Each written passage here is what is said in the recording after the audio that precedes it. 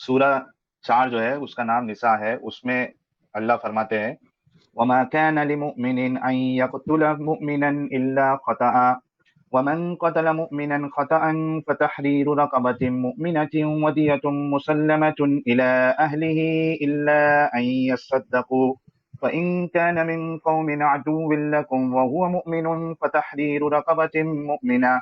अब देखिए, ये मैंने अरबी पढ़ा, अब इसका जो अनुवाद है, किसी मुसलमान के लिए जायज़ नहीं कि किसी मुसलमान का कत्ल कर दे।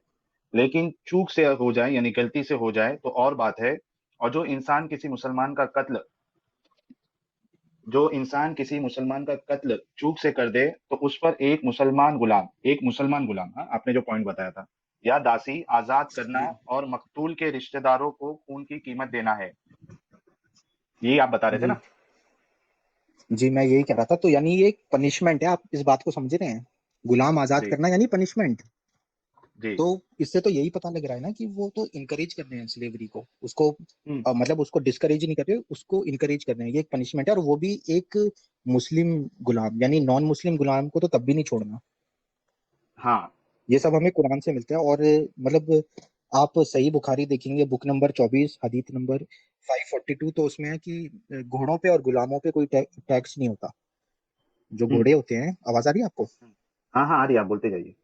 हाँ, तो जो सही बुखारी है उसमें बुक नंबर 24 हदीस नंबर 542, उसमें है कि घोड़ों पे और गुलामों पे कोई टैक्स नहीं होता। घोड़ों की जरूरत तो युद्ध के लिए होती है। तो मतलब टैक्स हाँ, एक्सेम्पशन दे रखा है। जो टैक्स एक्सेम्पशन होता है वो किसी चीज को जब हम प्रमोट करना चाहते हैं तब देते हैं टैक्स एक्सेम्पशन। जैसे आप सबको बराबर। पता होगा कि जो स्कूल होते हैं, एजुकेशनल इंस्टीट्यूशन होते हैं, चैरिटेबल इंस्टीट्यूशन होते हैं, एनजीओ होते हैं, ये टैक्स एक्सेम्प्ट होते हैं। तो इससे हाँ, हमें ये पता लगता है सही बुखारी बुक नंबर 24 हदीस नंबर 542 से कि घोड़ों पे और गुलामों पे कोई टैक्स नहीं है, यानी यहाँ तो इसको प्रमोट करा जा रहा है। और हम बराबर। देखेंगे सही बुखारी बुक नंबर 60 हदीस नंबर 466, इसमें लिखा है कि आप अपने गुलामों अपनी बीवियों को, सॉरी, लैशेस से मत मारो, यानी कोड़ों से मत मारो। तो इससे हमें ये पता लगता है कि गुलामों को कोड़ों से मारा जाता है। जो मोहम्मद है वो हुँ, कहने उस इस चीज का प्रमोट करने हैं कि गुलामों को कोड़ों से मारा जाए। और हुँ, एक और चीज हमें पता लगती है जिससे हमें ये पता लगता है कि जो मोहम्मद है वो डिस्करेज करते हैं गुलामों को आजाद करना। ये हमें पता लगता है सही बुखारी बुक नंबर 47 हदीस नंबर 765 से। क्योंकि उसमें कोई आता है उनके पास और वो कहता है कि मैंने एक गुलाम लड़की को आजाद कर दिया। तो मोहम्मद कहते हुँ। हैं कि अगर तुम इस गुलाम लड़की को अपने जो मामा। मेट्रोनल अंकल हैं, मामा हुँ, मामा उनको दे देती, तो डबल अवार्ड मिलता आजाद करने से। तो इससे तो साफ होता है कि जो मोहम्मद है वो डिस्करेज करने हैं गुलामों को, जी, गुलामी को। देखिए किसी ये है व्यूअर आपका ने ये सही। चीज़ ह्यूमन ह्यूमन आईटीवाई हमारे व्यूअर ने ये चीज़ ऑलरेडी मेंशन की थी। वो उनकी हाँ, बीवी ने आज़ाद किया था, जो आप ये किस्सा बता रहे हैं ना, उन्होंने नहीं आज़ाद वो किया था ये उसपे उस हुँ, उन बीवी ने नहीं करा था, शायद किसी और ने करा था। ये नहीं है सही बीवी बुखारी। ने, हाँ, ये सही बीवी ने बुखारी किया है। Book number. हुँ, अच्छा, नहीं मैं आपको रेफरेंस दे देता हूँ ना, सही बुखारी बुक नंबर 47 हदीस नंबर 765।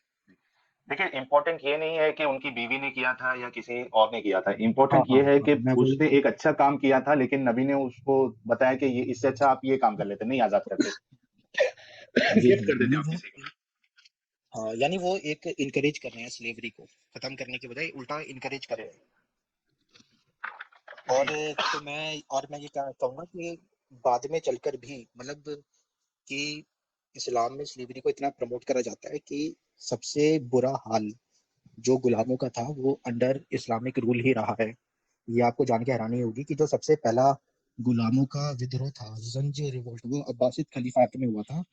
आठ 869 में जो सबसे पहला वर्ल्ड हिस्ट्री में गुलामों का जो रिवोल्ट था, जंज रिवोल्ट कहते हैं उसको, वो गुलामों ने करा था। हुँ, यानी इतनी बुरी ट्रीटमेंट इस्लाम देता है गुलामों को।